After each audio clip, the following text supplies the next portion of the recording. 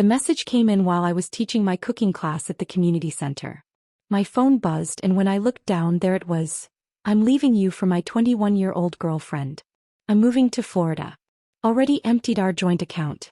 But before we go any further, if my story has found you, hit subscribe, and tell me in the comments where you're listening from. I want to see just how far my words can travel. Can you believe that? After 15 years of marriage, that's how he ended it. With a text. I took a deep breath, forced a calm smile, and typed back 2 little words. Good luck. The students, 12 of them, were sitting at their tables watching me fold dumplings. I kept my voice cheerful, asking, "Okay, who's ready to learn the trick to crispy edges?" One of them, a sweet older lady named Brenda, noticed I had paused. "Everything all right, Mrs. Thompson?" she asked. I just tucked the phone away and told her I was fine. On the outside I stayed steady. Inside, though, my mind was already racing ahead. You should know, I'm Michelle, 42 years old, and I've been watching my husband's so-called midlife crisis unfold like a slow-motion car wreck. First came the pricey cologne on our bathroom counter. Then the tight jeans, the leather jackets, all his new talk about living life to the fullest. 3 months ago I found hotel receipts in his jacket pocket. That same day I went to First National Bank and opened my own secret account. When he suggested we simplify and combine all our finances, I agreed, smiling the whole time. He had no clue I was already moving every dollar from my classes, my catering gigs, and even my grandmother's inheritance into my private account. So when he drained the joint account, all he really got was about $2,000. Just enough to keep him thinking I wasn't suspicious. The real money, the earnings from my catering business, my weekend food truck, and my cooking classes, was tucked safely away under my name. As I walked out to my car, the phone buzzed again. "Don't try to stop me. Jessica and I are meant to be. Been planning this for months." I screenshotted it right away and dropped it into a folder on my phone labeled Evidence. The first person I called was my sister, Emily. "He actually did it," I said as I started the engine. "Broke up with me by text and everything." She'd been warning me for ages, ever since the last family barbecue when she noticed the way he looked at other women. "So what's your next move?" she asked. I couldn't help but smile. Phase 2. See, I'd already met with my attorney Rachel 6 weeks earlier. That was the day I found Jessica's love notes hidden in his toolbox. When I forwarded Rachel the latest text, she asked, "So, time to file?" I told her, "He just made it easy for us." She laughed and said, "Michelle, your husband just handed us the perfect case. You've got text proof of planning, a confession to taking money, and abandonment. He couldn't have gift-wrapped it better." While Mark probably imagined me sobbing into a box of tissues, I was actually sitting in my favorite little coffee shop, calmly going through paperwork I had prepared weeks earlier. The deed to the house. In my name only, inherited from my parents. The food truck registration? My name. The catering license? The teaching contracts? All mine. My phone wouldn't stop lighting up. "I know you're angry, but this is for the best. You're not getting any younger, and Ashley makes me feel alive again." Every message felt like another nail sealing his own coffin. I forwarded each one to Rachel and replied with short, polite lines. "Understood. Take care. Be well." That evening I sat in what was now officially my house and started writing out a list. Mark had always thought he was so clever, but he never cared about the details. He hadn't noticed that I'd kept spotless business records, never mixing personal and work money. He never remembered that I rebuilt this house after the fire 3 years ago using insurance funds. All in my name. Around 8 o'clock the doorbell rang. It was Mark's brother, Kevin, standing there with guilt written all over his face. "Michelle, I'm sorry. Mark's been calling the family saying you two just grew apart, but the way he talks about Ashley," he shook his head. "Something feels off." I invited him inside and poured coffee. "He's a grown man making his choices," I told him evenly. Then I asked, "Did he also mention draining our bank account?" Kevin's face went pale. "What? No. That's not okay." I showed him the texts. He read them twice, his disgust deepening. 15 years of marriage, and this is how he ends it? He muttered, "My brother's lost his mind." "And Ashley? I met her once at his office party. She wouldn't stop asking about how much money he made if he was really successful." After Kevin left, I grabbed my phone and called the credit card company. "Hi, this is Michelle Thompson. I need to report unauthorized charges and remove my husband as a user." The rep didn't even hesitate, she spotted them right away. 2 plane tickets to Miami, a luxury hotel booking, expensive dinners. All made after he told me he was leaving. She said, "Based on the messages you've provided, Mrs. Thompson, we'll reverse the charges and cancel his access immediately." I swear I could hear a little satisfaction in her voice. The thought of Mark and Ashley showing up at the airport only to discover their romantic trip cancelled? That made me smile. Later that night, my food truck partner Anthony called me. "Michelle, weird rumors are going around the restaurant association. Mark's been telling people he owns part of our business." I nearly choked on my tea from laughing. "Anthony, he has never worked a single day in food service. He's never even helped me load the truck." Anthony sighed. "That's what I figured. But he's saying he was your silent partner, that he put up the startup money." Another lie for Rachel's growing case file. The truth? I started that truck with my own savings and a loan in my name only. Mark actually mocked the idea, called it my little hobby phase. By morning my phone buzzed with furious text. "What did you do? Our tickets are cancelled. The hotel won't honor our reservation. Answer me, Michelle. I know you're behind this." I calmly made myself breakfast, fed Whiskers, my cat, and headed out for my Tuesday morning class. My favorite one. A sweet group of seniors, eager to learn how to cook traditional Mexican dishes. Mrs. Lawson, 75 and still sharp as a tack, noticed my mood right away. "You look different today, honey. Lighter somehow." I just smiled while sprinkling cumin into the rice. "Just making some positive changes in my life," I said. Around noon, Mark's sister Hannah called me. "Michelle, what's this about divorce papers? Mark's ranting that you're being vindictive, that you're destroying his happiness." I put her on speaker as I chopped vegetables for an afternoon catering gig. "Did he tell you about text where he bragged about stealing our money?" I asked. There was silence, then she said, "Wait, he took money from your joint account?" So I read her his messages out loud. The haha after he drained the account, the insults about my age, the casual cruelty of ending 15 years with a text. Hannah's voice cracked. "Oh my God, Michelle. He told us you'd grown distant, that you two just drifted apart. But these messages, this isn't the brother I thought I knew." By later that afternoon I got a call from Mark's mother. Patricia had always been tough but fair. "Michelle dear," she said softly, "Hannah told me everything. Those messages. I'm ashamed of my son. Stealing money, abandoning his wife for some child, ending a marriage through his phone? What can I do to help?" I told her the only thing she could do was not enable him. Mark had always been the golden child, the one his parents bailed out of every mess. They'd paid off his credit card debts, his car repairs, even one of his failed business schemes. That evening my favorite call came in. It was Rachel, my attorney. "Michelle, the emergency hearing is set for Friday. With his text confessions and the credit card fraud, this looks like a slam dunk. And guess what? Ashley's been posting about everything online. She's complaining they're stuck in some cheap motel." I almost felt sorry for Ashley. At 21 she probably thought she was landing a successful older man. Instead she got Mark, 45 years old, drowning in debt, living off credit cards and his wife's work. Right then another text from Mark buzzed in. "You think you're so smart, but I know about your little business. Half that food truck is mine." I sent it straight to Rachel. Poor Mark. He'd never once paid attention to my paperwork, never realized every single thing. The food truck, the catering license, the teaching contracts, was built without his money or involvement. He'd spent years complaining that I worked too much and asked when I'd start paying more attention to him. Now he wanted to claim ownership of what he had always dismissed. Too late. The licenses, insurance policies, equipment receipts, all in my name. Thursday morning my students surprised me with a card. "We heard about what you're going through," Mrs. Lawson told me kindly, "but we want you to know you're the strongest woman we know." Tears filled my eyes as I read their notes of support. These people had become my family. The funniest part about Mark's so-called great escape? He never bothered to research Florida residency laws, divorce requirements, or even Ashley's actual financial situation. According to Kevin, she worked part-time at a smoothie shop and shared a cramped studio with 2 roommates. Not exactly the glamorous life he imagined. That evening my sister Emily showed up with a bottle of wine and Chinese takeout. "So tomorrow's the big day," she said. I nodded, flipping through my folder of documents one last time.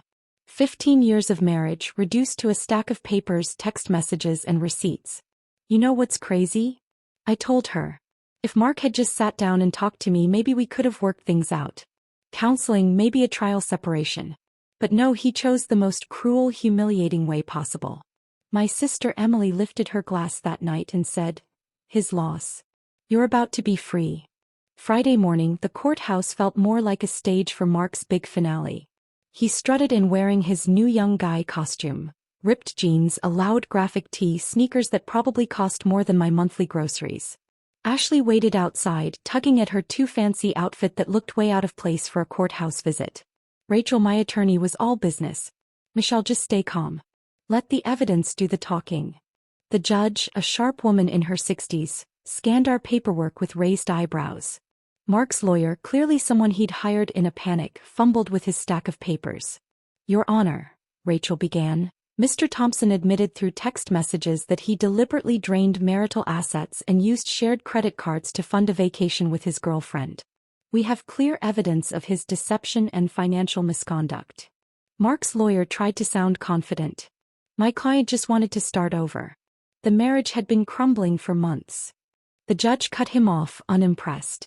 "By committing theft and credit card fraud?" she asked flatly. I watched Mark's face as reality sank in. He'd thought this would be simple. Dump the boring wife, grab half her assets, run off to Florida with a girl young enough to be his niece. But instead he faced a judge with zero patience for men who abandoned their families by text. "Mr. Thompson," she said firmly, "you sent messages bragging about draining your joint account and funding a trip. Do you deny this?" Mark shifted in his seat. "I was just trying to make a clean break." The judge's eyes went colder. "By committing crimes?" The hearing dragged on for 2 hours, though the verdict was obvious from the start. His texts laid out the perfect paper trail of intent. His own words about planning for months destroyed any claim of a spur-of-the-moment decision. And the credit card charges sealed it as fraud. "The court finds clear evidence of financial misconduct," the judge announced. "All marital assets are hereby frozen pending dissolution. Mr. Thompson must return the stolen funds within 48 hours. Mark's face went pale. "But the money's gone. We spent it on." "Then I suggest you find a way to replace it," the judge snapped. "This court takes a very dim view of abandoning your spouse by text message while committing financial fraud." Outside the courthouse, I heard Ashley and Mark bickering in the parking lot, their voices rising. She was confused, angry, demanding answers. He was defensive and snapping back. As I walked toward my car, it hit me. This wasn't about winning or losing anymore. It was about protecting myself from a man who'd shown me exactly who he was. Over the next few weeks, Mark kept scrambling, trying to rewrite the past. He claimed he'd help launch my food truck. The loan documents proved otherwise. He swore he'd been my partner in catering. State records showed sole ownership. Mine. He even said the cooking classes were his idea. My teaching certifications and rental contracts told a very different story. Rachel kept me updated, usually with news so ridiculous we laughed about it. "Now he's claiming emotional abuse," she told me one day. "Says leaving was his only option. His lawyer asked if you'd consider that defense." We both cracked up. "What did you say?" I asked. "I offered to hand over your students' character letters, along with the texts where he admits to planning this whole thing for months. Every attempt he made to paint himself as the victim collapsed under the weight of his own words." The divorce process laid bare just how little Mark had really added to our life together. While I was building businesses and saving for the future, he was racking up credit card debt on gadgets and overpriced clothes. While I planned for us, he was plotting his escape. Emily came by often during that time, helping me process everything. One evening she asked, "Are you sad it's over?" I thought about it for a moment. I'm sad about the years I wasted. Sad about the man I thought he was. But honestly, I'm relieved to finally see who I really am. My cooking classes turned into therapy sessions. Students shared their own stories of heartbreak and rebuilding. Mrs. Lawson, whose husband had left her after 40 years, became my unofficial mentor. As we kneaded dough side by side, she told me, "The first year is the hardest. But eventually you realize you're not half of something anymore. You're whole all by yourself." Slowly, even Mark's family began to shift their support toward me. Kevin showed up one day with divorce papers Mark had tried to hide. Hannah sent me texts about her brother's erratic behavior. Even his parents, Patricia and George, called to check on me. "We raised him better than this," Patricia admitted during a long conversation. But somewhere along the way he started believing he deserved more. More money, more attention, a more exciting wife. He forgot about gratitude. Through mutual friends, I heard Mark and Ashley's dream life falling apart in real time. That tiny studio apartment with 2 roommates wasn't the glamorous adventure either of them expected. Ashley's social media posts shifted from lovey-dovey pictures to cryptic quotes about mistakes and toxic love. One afternoon, Anthony, my food truck partner, came to me grinning. "You won't believe this. Mark actually showed up at the truck yesterday, asking if we needed an investor now that you're single." He laughed so hard retelling it. I told him the truth, that the business was thriving and we were already working on opening a second location. Anthony said Mark's face was priceless. That night I sat in my kitchen, the heart of my home and my work, sketching menus for next month's classes. Mark had always hated the smell of spices, the piles of dishes, the chaos of experimenting with recipes. Now I could cook whatever I wanted, whenever I wanted, in peace. The final hearing summed up 15 years of marriage better than I ever could. Mark tried to hang on to my grandmother's engagement ring, though it was legally mine. I kept the house I'd inherited, the businesses I'd built, and the savings I'd safeguarded. His lawyer made one last desperate plea for spousal support. "Your Honor, my client gave up career opportunities to support his wife's ventures." Rachel stood up immediately. Mrs. Thompson's records show she worked 60-hour weeks, ran the household, and supported Mr. Thompson through multiple job changes and failed business attempts. The judge looked weary of excuses. "Mr. Thompson, the evidence shows you contributed very little to the partnership, while your wife built multiple successful businesses. Your own plan to drain the joint account demonstrates a clear lack of respect for her." And with that, Mark's settlement reflected exactly what he had chosen. Mark left the courthouse with only his personal belongings, his car that still had 3 years of payments left, and a mountain of debt. I walked away with everything I had worked so hard to build: the house, the businesses, and the future I had planned. "This is unfair," he muttered as we stepped outside. 15 years of marriage should count for something. His mother, who had chosen to stand by me rather than him, shook her head sadly. "It does count, Mark. Those 15 years show us exactly who you really are." Ashley was nowhere to be seen at the final hearing. According to office gossip, she had started dating someone her own age and gone back to college. That left Mark to face the consequences of his choices alone. 45 years old, living in a dingy apartment, working a job that barely covered the bills. 6 months after that first text ended my marriage, I hosted the grand opening of my second food truck location. Hundreds of people came. Past students, local business owners, and friends who'd supported me through the divorce. The local news covered it too, but not as abandoned wife recovers. The headline read, "Successful entrepreneur expands empire." Emily worked the crowd proudly, telling anyone who would listen about my journey from heartbreak to triumph.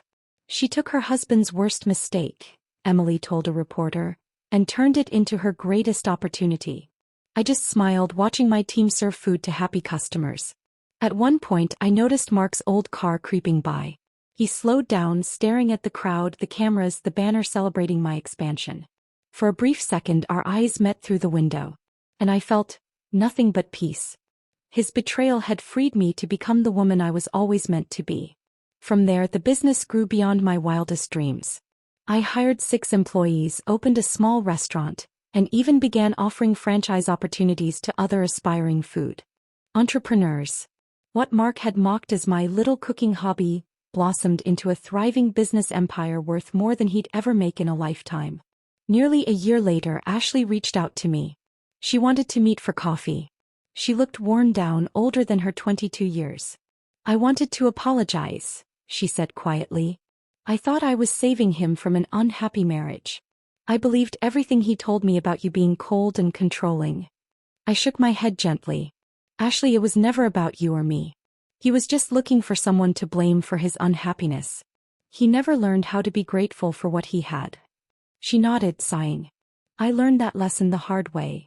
2 years after the divorce, I was invited to speak at a women's entrepreneurship conference. My talk wasn't about marriage or divorce. It was about building a business while protecting your assets. The room was filled with ambitious women who understood the value of financial independence. During the Q&A, one young woman asked nervously, "What if my boyfriend says keeping my business and personal finances separate means I don't trust him?" I smiled, remembering Mark's same old complaint. "Protection isn't about trust," I told her. "It's about being smart. Always trust your instincts." By then, my cooking classes had become something of a local institution. People came not only to learn recipes but to hear stories of resilience and recovery. Mrs. Lawson, now 77, had become my co-instructor. She loved telling new students, "Michelle doesn't just teach cooking. She teaches people how to nourish themselves." Meanwhile, Mark's attempts at rebuilding his life didn't go nearly as well.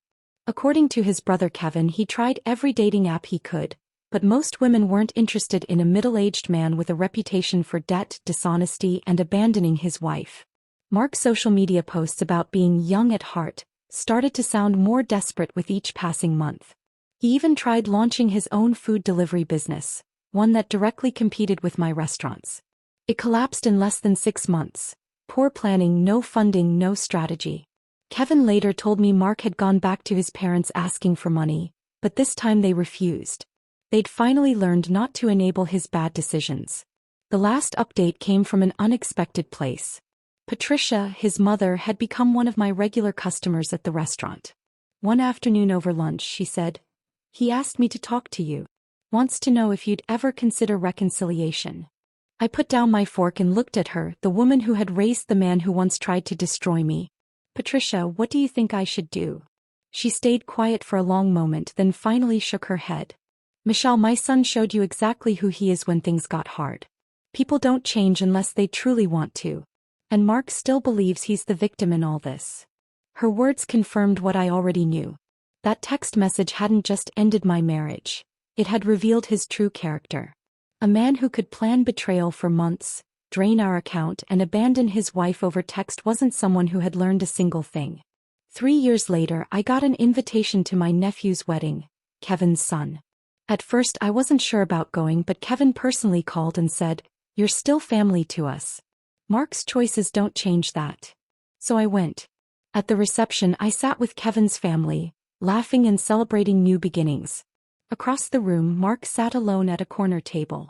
He'd gained weight, lost more hair, and looked far older than his years. At one point our eyes met. He lifted his glass slightly, almost like an unspoken apology. Later, as I was heading to my car, he came up to me in the parking lot.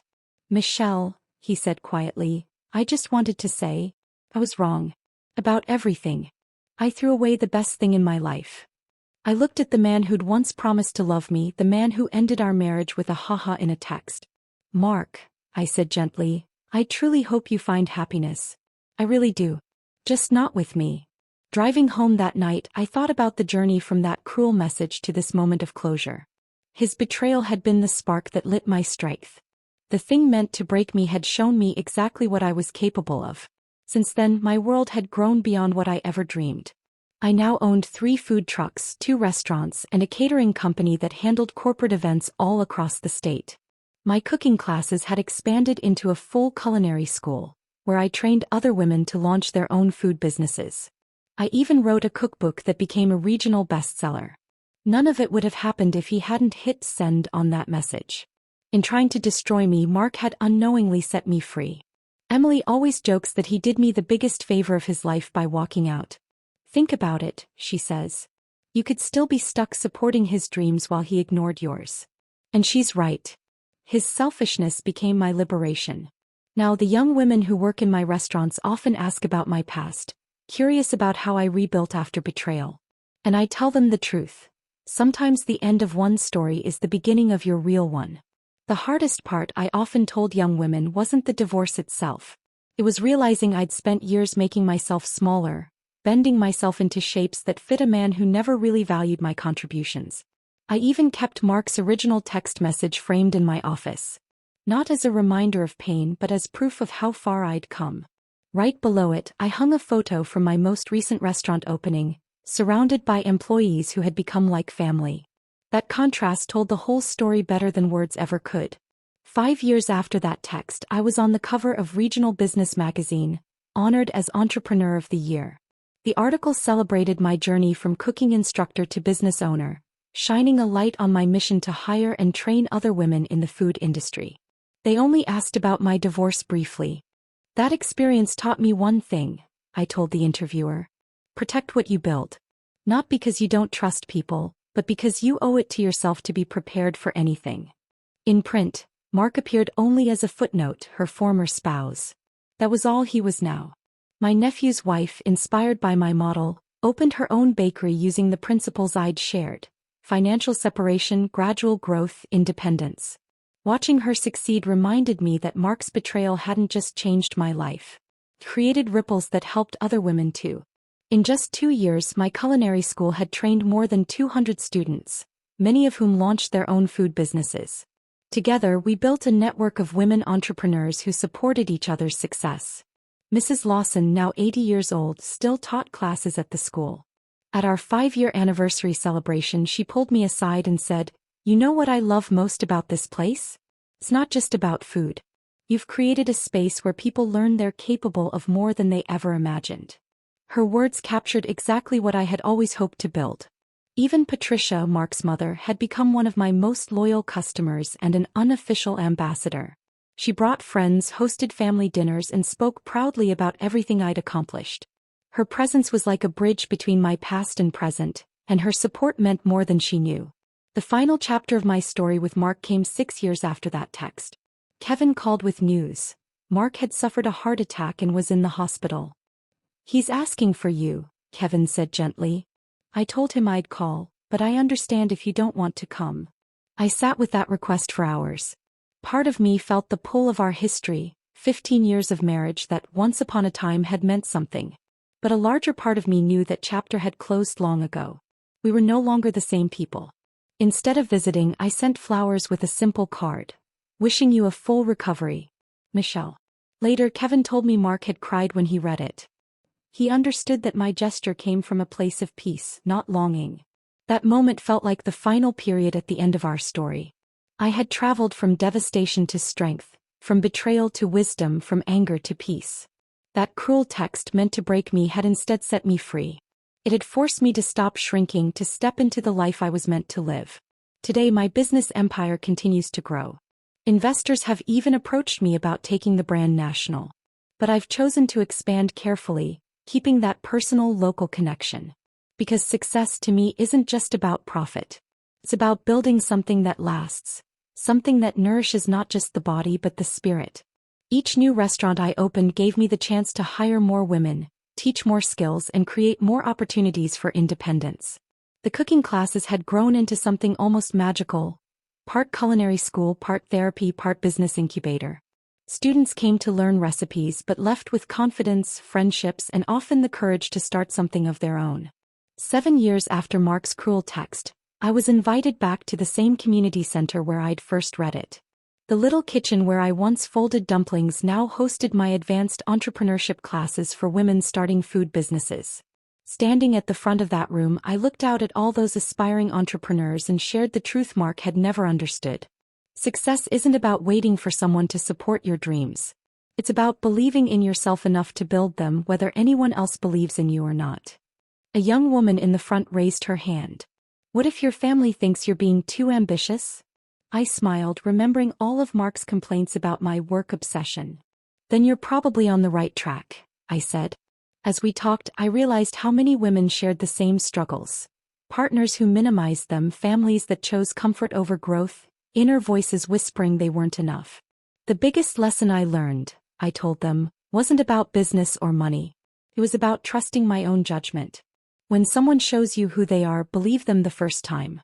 The nods around the room told me they understood. That evening, I walked through my flagship restaurant during the rush. The kitchen buzzed, servers moved gracefully, customers laughed over meals made with love. What Mark once dismissed as my little hobby had become a thriving world of its own. Rosa, my assistant manager, had started in my cooking class 5 years ago. Now she managed a team of 20 while saving to open her own place. "You changed my life," she told me. "You showed me I could be more than I ever thought possible." These wins weren't about revenge. They were about what happens when women stop making themselves small and trust their strength. His betrayal may have sparked it, but the real power had always been mine. 10 years later, Ashley called. Now married and running a marketing company, she said, "Thank you for not hating me. Watching how you handled everything taught me what strength looks like. Mark did us both a favor." Her words reminded me, healing doesn't erase the past, but it makes space for wisdom. Now, as I prepare to open my 10th restaurant, I sometimes think back to that message. I'm leaving you for my 21-year-old girlfriend. I've drained our account. He thought it would break me. Instead, it became the foundation of everything I built. My reply had been simple: good luck. 2 words holding all the grace and strength he never recognized. By the time he realized what I'd created, it was too late for him to claim any part of it. The women who work in my restaurants see me as a success story. But I know the truth. I'm not successful because I survived betrayal. I'm successful because I stopped dimming my light to keep someone else comfortable. That cruel message was meant to diminish me. Instead, it revealed my worth. Sometimes the harshest betrayals become our greatest gifts, not because they don't hurt, but because they force us to rise. And if my story stayed with you, tap that like button and subscribe.